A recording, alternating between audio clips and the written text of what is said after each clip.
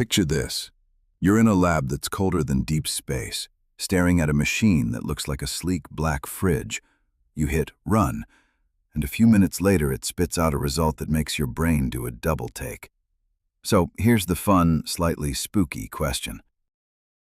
Did quantum computers accidentally get the attention of something interdimensional? Quick reality check before we get carried away. This is for entertainment purposes only. But as a thought experiment, it is weirdly compelling, because quantum computing already feels like we are touching the edge of something bigger. So in the next 10 minutes, let's do 3 things. Why these ideas are so popular, and what the science says that keeps us invisible. And then, just for fun, what contact might look like if it ever showed up in the data. When people talk about the quantum beacon theory, they usually lean on 3 big ideas. First, the multiverse angle, like the many worlds interpretation, where reality branches out and a quantum computer is somehow exploring lots of outcomes at once. Second, measurement.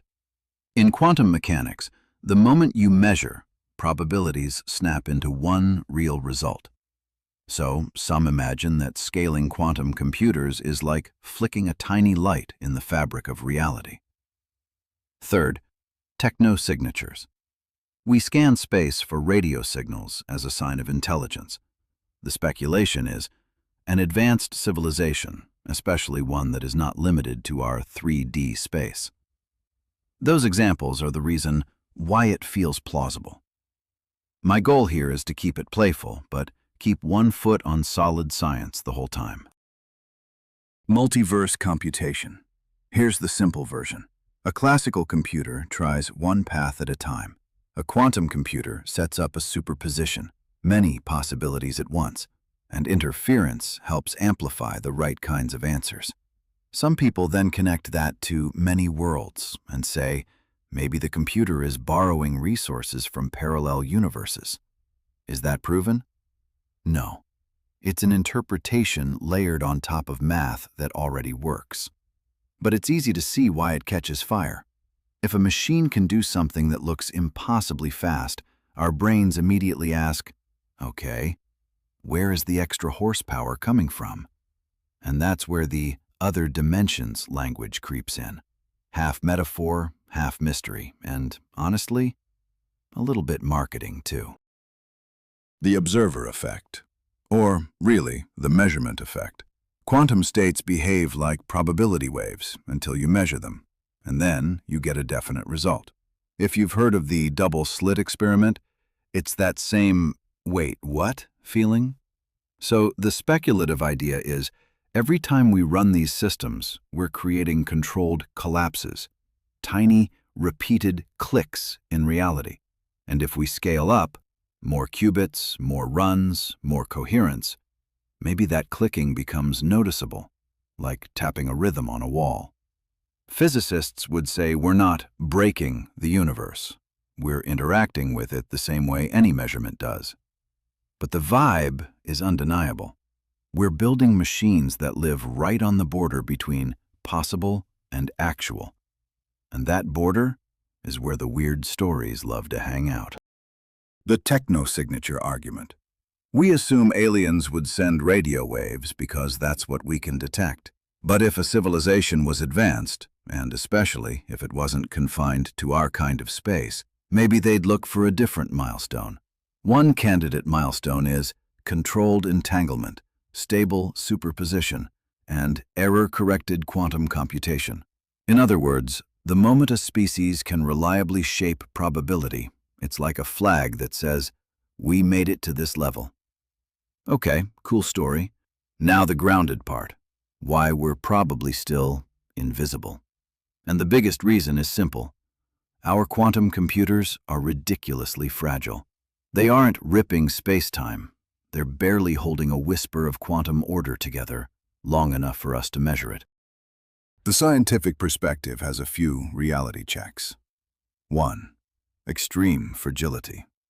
Many systems need temperatures near absolute zero, vibration isolation, shielding, and a whole tower of engineering just to keep the qubits calm for a moment. 2. Scale. Compared to the quantum chaos inside stars, neutron stars, or black holes, our processors are tiny. If something is watching, those cosmic events are the fireworks show. 3. No obvious signal out. A quantum computer doesn't broadcast a message into other dimensions, at least not in any way we understand. It sets up a state, we measure it, and we get ordinary bits. Still, if contact did happen, it probably wouldn't be a voice. It would be probability getting nudged. So, let's imagine. What would that look like inside a quantum processor, the way a scientist would first notice it? Scenario 1. The ghost in the machine. Quantum computers already have errors from noise. But if errors became correlated, synchronized flips across distant qubits, repeating overruns, people would notice fast. And the giveaway would be structure. Not random static, but patterns that look engineered. Prime number spacing, repeated sequences, maybe mathematical constants hiding in the error stream. Scenario 2. High-dimensional tuning. Think of our quantum hardware like a radio that only barely stays on station. If something could influence the deeper quantum field, it might lock in our coherence. What would that look like? Qubits staying stable far longer than physics predicts, like an invisible hand is holding the state together. Even a few extra milliseconds, repeating on command, would make researchers sit up straight. Scenario 3. The quantum mirror. You ask the computer a math question, and the output looks like it's describing something else. Strange symmetries or geometries that don't fit our usual 3D intuition. Maybe when visualized, the data forms 4D or 5D structures, like a tesseract, hinting at shortcuts or relationships we didn't know existed. Scenario 4. Direct information injection. With entanglement ideas like teleportation, states can be transferred in ways that don't look like normal travel. In a speculative contact story, a message could simply appear as a highly structured bit string that no human entered. One moment the system is fuzzy, the next it collapses into something oddly intentional. Now, here's the tricky part.